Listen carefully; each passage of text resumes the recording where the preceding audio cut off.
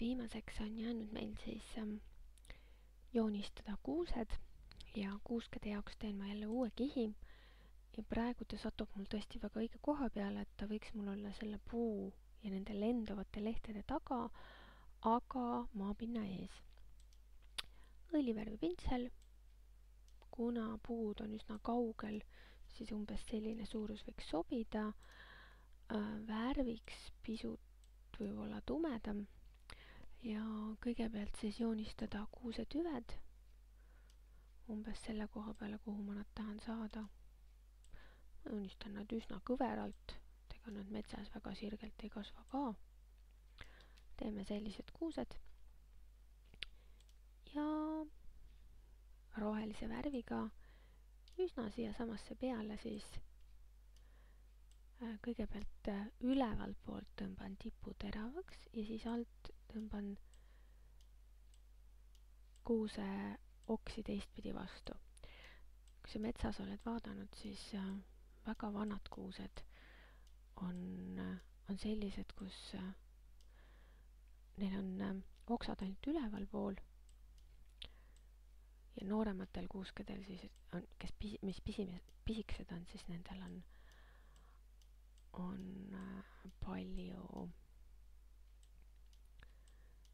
palju oksi allpool ka.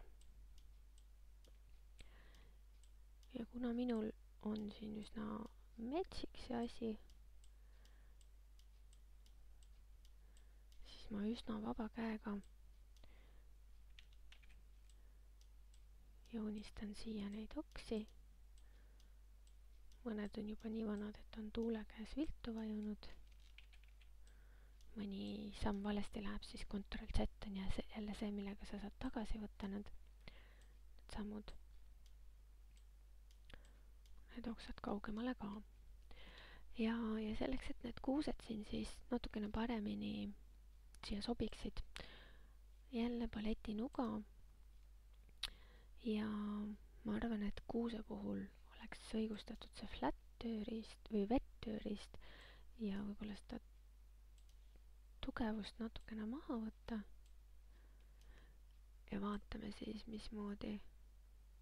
No, nii on päris hea.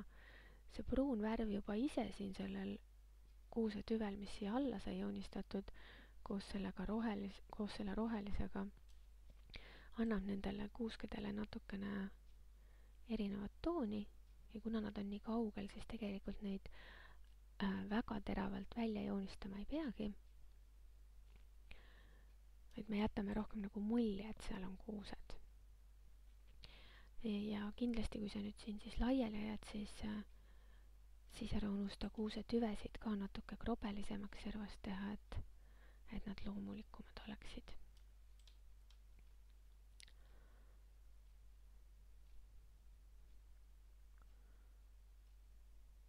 No nii. Kes nüüd soovib, see võib siis siia pildile juurde joonistada veel loomad ka ja või mõne laguneva puukännu näiteks. Aga meie siinkohal täna lõpetame.